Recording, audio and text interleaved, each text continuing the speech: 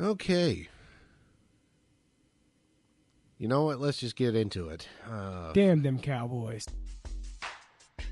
Let's talk football.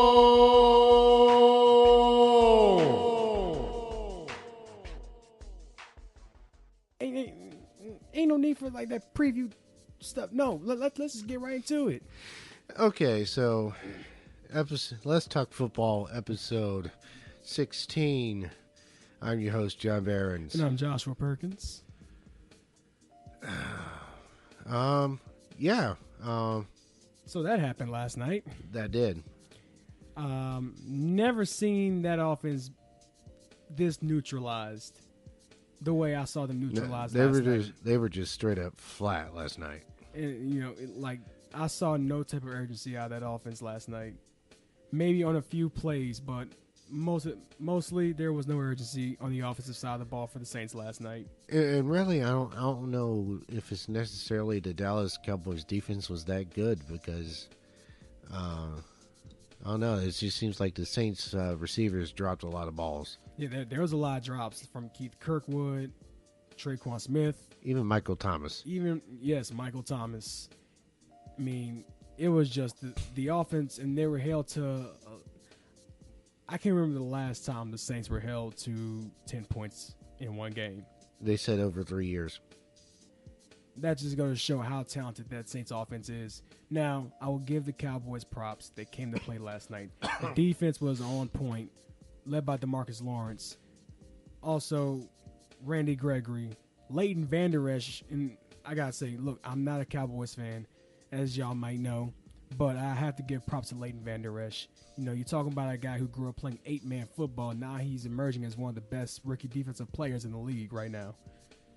So, I mean, I give the Cowboys props, but, like Stephen A. Smith said, every time, the Cowboys do something like this, the expectations rise. And when their expectations rise, they end up screwing up at the end. So, can the Cowboys keep it up? That's something we're going to have to find out. Yeah. So we're getting closer to the end of the season. Oddly enough, they came out with the playoff clinching scenarios for the first time this year. No surprise, there was only a handful of teams that could clinch playoff spots this week. Like the Rams, Chiefs, Bears, maybe. Saints had they just needed to win, but obviously they didn't. They'll have to wait till Tampa Bay next weekend. Yeah. But, I mean, if Carolina loses, then that greatly increases the Saints' chances. Oddly enough, we've come down to just 5 games left in the season, and no teams have been mathematically eliminated from the playoffs. I mean, that's going to change after this week, but the fact that we've gotten to week 5 with no one out of the playoff race, quote-unquote, out of the playoff race so far, like even Oakland is not mathematically eliminated. Are you serious? Yeah. I mean, it's like, I looked at it, and you must be talking about the Las Vegas Raiders. I got you. No. I looked at the sheet, and for both the NFC and AFC, the list of teams eliminated was none. Not even Arizona is eliminated. Think about that for a second. No. They're 2-9. I mean, like I said, that's definitely going to change after this weekend, and that is.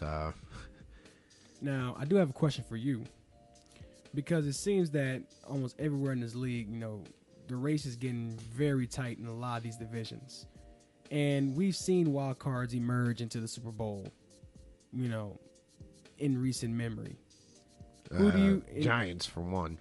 Oh, of course. Who can forget the Giants knocking off the undefeated Patriots in Pittsburgh in 2006.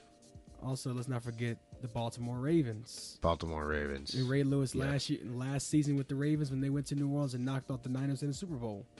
But what I want to ask you is, who do you feel could be that dark horse wild card in the AFC and the NFC? Give me a hypothetical as to who clinches the wild card, because, like I said, it's anybody's game right now. I mean, it's anybody's game, but who do you feel right now? Like, which potential wild card team do you feel can make more noise in the playoffs? Out of pick one out of each conference. Okay. Assuming the playoff picture, I just need to look at the playoff picture right now. Just assuming that doesn't change, or if it does change, it's one of the. Come on, there we go. So right now the wild cards are Redskins and Vikings. Out of the AFC, I'd say Chargers have the best shot, though Ravens are not looking too shabby right now either. I mean, Joe Flacco being hurt, Lamar Jackson getting put in, getting the experience. He's getting better by the week. Colts are surprisingly playing really well right now. They've won 4 straight. Colts, that's the team that I really have my eye on. You're talking about a team that started off, I believe, 1-5 this year, and they're riding a 5-game win streak. Like, these guys have been playing very impressive, and they've really found their footing, especially with this being Andrew Luck's first season back with the team after being injured. This is like, especially the emergence of, running backs like Marlon Mack and also tight end Eric Ebron. These are guys who have emerged within that Colts offense, and also the emergence of their rookie linebacker Darius Leonard out of South Carolina State. And it just seems the Colts they found their footing, and now they found their stride. They're all on the same page, and I feel this is a team that's going to make a lot of noise. Out of the NFC, Seahawks are starting to garner a lot of momentum as well. I was going to say, my pick, I think the Seahawks are going to take that 6th spot because with the loss of Alex Smith, I don't think the Redskins are going to be able to rally well enough behind Colt McCoy.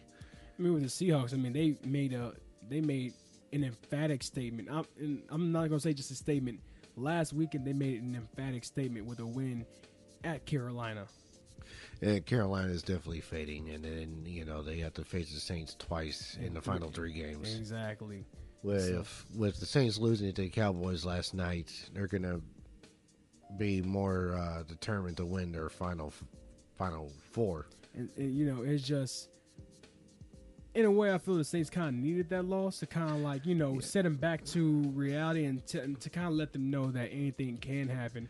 And it can go down at any point. Yeah, when you start to hit those double-digit winning streaks, there is that potential to kind of lose focus a little bit, and they were obviously not focused last night. And I'm pretty sure the Saints kind of needed that fire, under them to let them know, like, hey, y'all got to keep y'all focused because these teams are going to come with everything they got against you.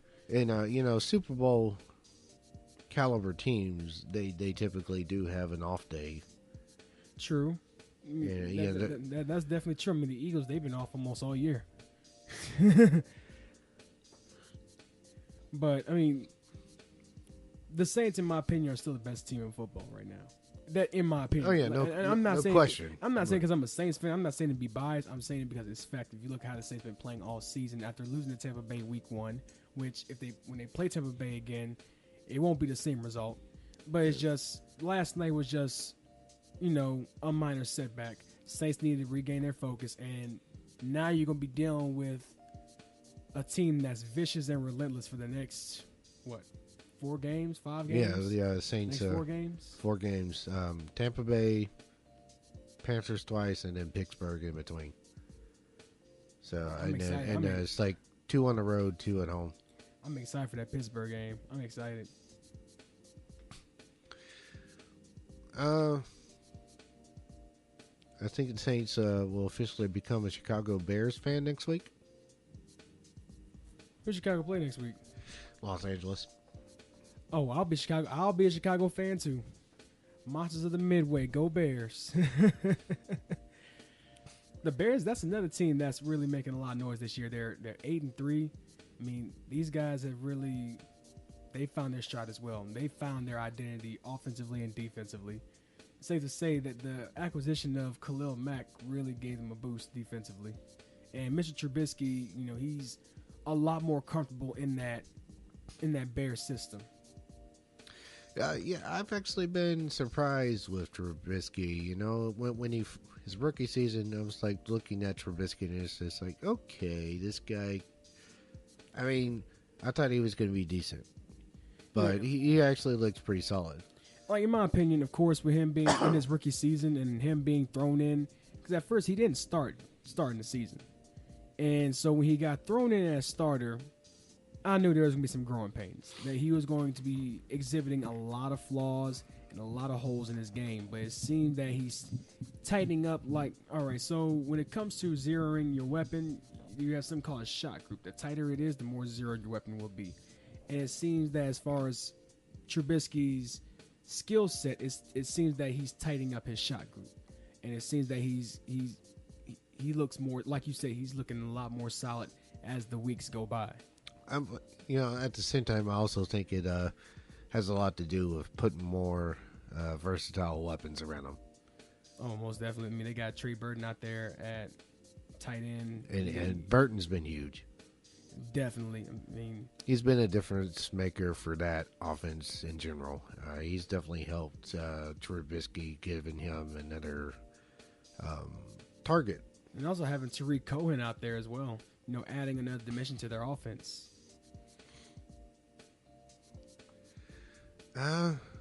Anybody else? A team that I've been impressed with. They're right now. They're riding an 8-game win streak. The Houston Texans. You know, I've been looking at Houston, and I was not impressed when they first. I want to say when they won 5 straight at the time. It's like, okay, have they beaten anybody? But now they're definitely putting. It's as if they're picking up from the start of last season, where they had probably one of the hottest offenses in the league behind Deshaun Watson, and it just seems that they're getting back to that the early 2017 season, if you know what I mean. Yeah, honestly, I think Houston is my new favorite out of the AFC because So you think they can stand toe to toe with the Chiefs? I think if you throw the Chiefs in front of a quality defense, they're going to struggle. And assuming that team also has a quality offense, if they're just a defensive stalwart, I think the Chiefs will come out top on a team that doesn't score a lot of points. Texans, they got quality defense with Jadeveon Clowney out there, and you got J.J. Watt out there on the defensive line. I mean, the Texans got a pretty good defense. You know, the Chiefs' defense is just kind of a joke at this point, especially after that game against the Rams. I mean, yeah, it's the Rams' offense, but still, I mean, you give up 54 points. Yeah, and Patrick Mahomes. I mean, yeah, this is his second year, so.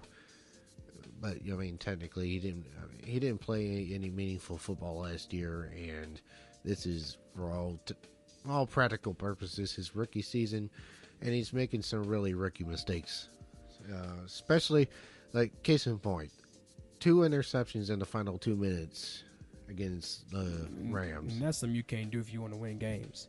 I mean, of course, I mean he had no meaningful playing time last season, like you said. He was behind Alex Smith. But I mean, with you being in the pros, I mean, you're expected to make the plays that you have to make for your team. There's a reason why you was drafted. But then again, Mahomes is young and he's still learning.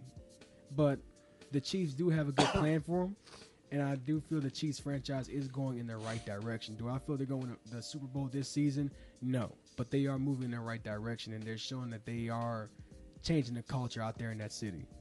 You know, and I don't have faith in the Patriots this year. I mean, yeah, they're 8-3, but also at the same time, you know, they're in a situation where you're in a division where, in order to win it, you just simply have to finish with a better record than the Dolphins, the Bills, and the Jets. I mean, I gotta say the Patriots are probably in maybe the weakest division in the AFC, maybe. And at the same, also, I heard, I was actually kind of somewhat listening to the Jets Patriots game while I was on lunch break, and one of the stats they gave at one point in the game, I want to say halftime, but I don't know, and I don't really care. 22% of Tom Brady's passes have been off target this year. So you think that Tom Brady is slowly hitting that age drop off? Oh, absolutely. It's just, I mean, 22% of his passes are off target, like not even catchable. That's it's showing that his accuracy is starting to fade. And, I mean, Tom Brady he's 41 years old. 41, yeah. Like, I mean, there's no telling how long the Patriots can last. Especially if the Patriots go up against a team like the Texans, or they go up against the Chargers in the playoffs, or if they meet the Steelers. So, I mean, the Patriots, their chances to win the Super Bowl they're slimmer than you think. I mean, a lot of people think, the Patriots, they're always in the Super Bowl, they're always winning. They got a good shot at the Super Bowl. Not really. If you look at the teams in the division who are like the Kansas City Chiefs, you look at the team in the wild card round, you look at the Ravens who won 2 straight, you look at the Texans who won 8 straight, you look at the Chargers. Yeah, they had a setback against the Broncos. You also look at the Steelers who have found their stride, who have found their identity as a team. And so as far as Patriots going to the Super Bowl, their chances are slim. Yeah. Unless they could find some more postseason magic, I don't see it. Houston is my pick out of the AFC right now. Now the NFC, of course, my pick's the Saints. That's just... Saints are still my favorite. Rams second favorite. Well, if you put the Rams in front of a quality defense like the Chicago Bears, I mean, there's no telling. I mean, what Chicago can do to them, because Chicago, they have a destructive defense. So honestly, I mean, it's a toss-up between 3 teams, and that'll be the Saints, the Rams, and the Bears. The top 3 teams in the NFC right now. Yeah. Mm-hmm.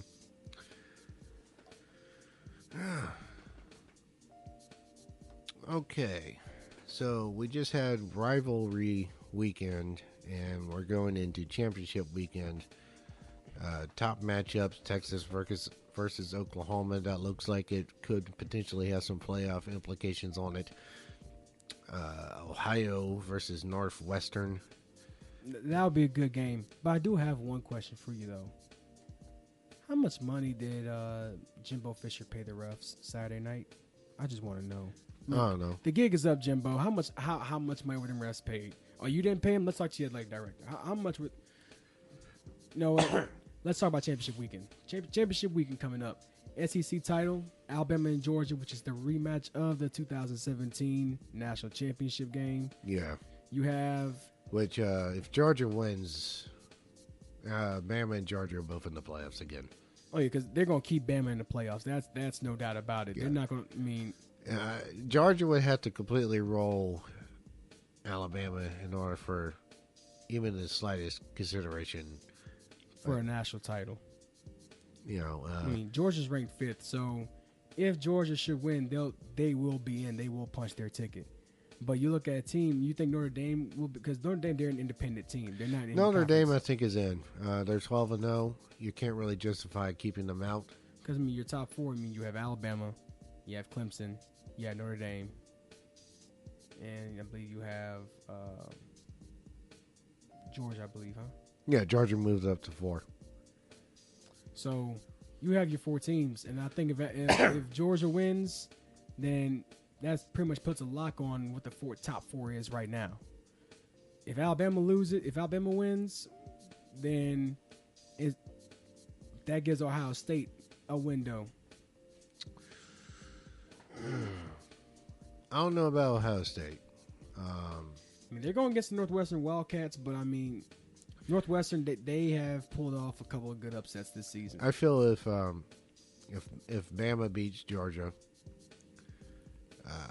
and Oklahoma beats Texas, I think Oklahoma gets that final spot. So you think Oklahoma's going to take it over Ohio State? They're ranked ahead of them. True.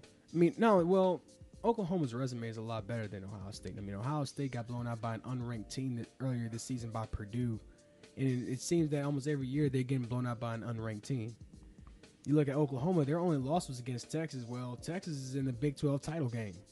So it really wasn't really a bad loss by the Sooners. And the Sooners, they've really played well behind Kyler Murray and Hollywood Brown out there on the offense. It's just with Oklahoma, I feel that Ohio State would fare better in the playoff than Oklahoma due to the fact Oklahoma doesn't have a defense. Ohio State has a defense. When they want to. when they want to, but I mean, I feel that they would give Alabama a much better I mean, competition. they like you said, they got blown out by Purdue, and They give up 31 to Nebraska. They give up 39 to Michigan. And well, I get what you're saying. 51 to Maryland. They had to go to overtime with Maryland. And do you think it's because they lost Bosa due to the fact he wants to get ready for the draft? I don't think one player is going to make that much of a difference. But I feel that Ohio State would fare better than Oklahoma just because, I mean, Oklahoma consistently does not have a defense. They have one of the best, probably one of the best offenses in the nation behind Kyler Murray. But it's just, you cannot get any type of defense on him. Any defense on that team. And you go up against some players like, a team led by Tua Tagovailoa, Damian Harris, Jerry Jeudy, Jalen Waddle, Irv Smith. I mean, and not only that, Alabama has a remarkable offensive line. So you put Oklahoma against that offense, and then Oklahoma goes out there on offense and gets shut down by Alabama's defense led by Mack Wilson. But versus Ohio State, I feel Ohio State would have a better chance. Yeah. Honestly, I don't see the playoff picture changing that much. It all comes down to what Oklahoma and Ohio State end up doing. I see Bama beating Georgia. I see Clemson beating Pittsburgh, and Notre Dame's they don't play this week. They're undefeated. How you're not going to put them in the playoffs? I mean, you should. By right, they should be in the playoff. I mean, I wouldn't be surprised if they get snubbed. I wouldn't be surprised at all. Honestly. I know, but an undefeated and at 3, you know, 2 teams would have to jump them, which is not going to happen. That's why if Georgia wins, I mean, Bama's still going to be in, of course. Yeah, no way they're not going to be. Let's talk some of the coaching hires. Mac Brown to. That shocked me because I thought Mac Brown just retired. I thought he was done after Texas. North Carolina. North Carolina. Or how about let's talk about can I ask you a question, John? If you're an NFL football team looking for a full-time head coach, would Condoleezza Rice ever be among your considerations? That was hilarious, but John Dorsey just came out and said like, "This is stupid." No.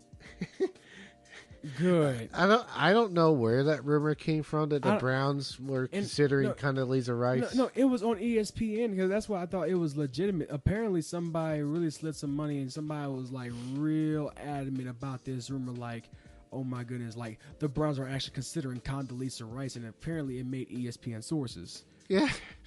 Condoleezza Rice, though she was a part of the inaugural college football playoff selection committee, and though she did play a part as far as how the NCAA basketball tournament should be played out, she has not a lick of football coaching experience.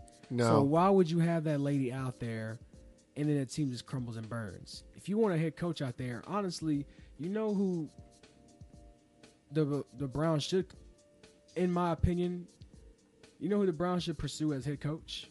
What? I feel they should go after Baker Mayfield's old coach, Coach Stoops. I think that would be a good ad. I do know that Stoops he did announce his retirement though. He did. Or Colin Cowherd said himself, maybe the Browns can go after Coach Lincoln Riley. He knows Baker Mayfield, and Baker Mayfield will be a lot more comfortable in that Browns system. Well, here's this question. The Browns have won, I want to say either 2 in a row or 2 of the last 3. I want to say 2 of the last 3. They're playing a hell of a lot better. They're looking a hell of a lot better. Do you consider Coach Williams? I would definitely consider Coach Williams. I've seen interim head coaches. Especially, I mean, okay, let's just say hypothetically you win 3 of your next 5 games. I mean, you look at Coach Malarkey for the Tennessee Titans last season. I mean, he started off as an interim head coach, and he got hired full time just because of how the Titans were doing. And so, I mean, look at Coach Orgeron. When Les Miles first got fired, he was the interim head coach, and now he's full-time. So it is possible for your interim head coach to be bumped up to full-time. I mean, the Browns are looking a lot better on all cylinders. So, of course, consider Coach Williams. Save yourself the heartache and save yourself the, save yourself the trouble of trying to find an actual head coach. I mean, the only thing I could think of is that the Browns have kind of gotten burned on that before when they promoted Romeo Crennel. I don't want. No, just cut that, bro. That was one of the dark times in that Browns history. But I mean, though, pretty much their whole franchise history has been dark. So, I mean, to his credit, Crennel did win like 8 games as interim coach or whatever. But once he became full time, it was just typical Browns. Was bad. But I feel that with Coach Dorsey, with John Dorsey, the GM for the Cleveland Browns, I feel what his goal this season was to remove all toxicity out of the locker room. So, anybody who could be toxic to the morale, to the cohesiveness of the team, specifically Hugh Jackson and Todd Haley, who it was said that they bumped heads a lot as far as over the offensive play calling. Mm-hmm. It was honestly, I felt it was good that the Browns got them out. And, I feel that with Coach Williams, he's a defensive-minded head coach. He's been a defensive coordinator for as long as I can remember. Which the Browns' defense is not that bad. But I do feel a coach that can definitely take Baker Mayfield to the next level. With him being so young and him craving guidance and, craving experience, I feel a good offensive coordinator for him would be Cliff Kingsbury, former Texas Tech head coach. I mean, he knows Baker Mayfield. He's coached against him. And Kingsbury, in my opinion, is one of the best offensive minds in college football. I mean, Texas Tech, under his tutelage, Texas Tech, they didn't have the best team, but they've always had an explosive offense. So I think Coach Kingsbury would be a good offensive coordinator to go after losing Todd Haley. Yeah. And last but not least, Les Miles to Kansas. Huge move for Kansas. I mean, as far as what Kansas has been through, this was an absolute power move by the Jayhawks. And I mean, I think Kansas would be pretty happy with 8 to 9 wins a year. But one thing I will warn Kansas fans about, warning, for those who are really big into Kansas football, do not expect 9 and 10 wins in Les Miles' first season. Because the Jayhawks have to rebuild. So who the hell has those expectations, dude? I'm just saying. All right. So you look at Nebraska. You look at what Scott Frost did at UCF. And when he got to Nebraska, I mean, Nebraska started off, I believe, 0-5, 0-6, and people were calling for Scott Frost to be fired. And Joel Klatt had to say, look, Scott Frost is rebuilding this program. He had to, weed out, those who were toxic to this program, and he was removing players that meant no good to Nebraska Cornhuskers football team. It's a rebuilding process. It's a process. It's growing pains. And that's what Kansas is going to go through. They're going to go through growing pains, and they're going to struggle maybe for the first season or two in Les Miles' tenure. I think that's a given. I mean, if you want to talk a scramble to find recruits, early signing period is coming up, and Kansas has 1 commit. Like, in general? Yeah, just their incoming class right now is 1. Oh, wow. So it's like, well, Kansas, have fun. But all I gotta say is that with Les Miles as head coach, he sent so many players to the league. 1, he's won 2 SEC titles. He's won a national championship. With a guy of his resume, I mean, Kansas is going to be hauling in a lot of recruits. If not for next season, most definitely the season after that. He's going to be hauling in a lot of recruits because, I mean, during Les Miles' tenure as LSU head coach, no other school sent more players to the draft than LSU. I'm right. LSU sent the most players to the draft. More than Nick Saban. Okay, I was about to ask. Even so, More than Alabama. Yes, more than Alabama So you're talking about Les Miles' entire tenure. as LSU head coach. I'm not talking about his tenure at Oklahoma State. I'm just talking about his tenure alone as head coach. I mean, the reason why Les Miles was able to succeed quickly at LSU was because he inherited Nick Saban's players. Right. See, with Les Miles, this time he's going to be inheriting a dumpster fire, and we're talking about a Kansas team who lost to Nicholls State at home in the season opener. So Les Miles, if you're listening, have fun out there in Lawrence. Yeah. Well, we actually covered a lot today, so Good Lord, and how much time? Oh, 30 minutes. That went by real quick. Well, that just about does it for this episode of Let's Talk Football. I've grown very fond of our conversations on here. Yeah, they're fun. They're very fun. You know what'd be more fun? If y'all listen to our show, y'all have fun listening to it. We state straight facts on here. Straight facts. All right. Well, I'm John Behrens. I'm Joshua Perkins.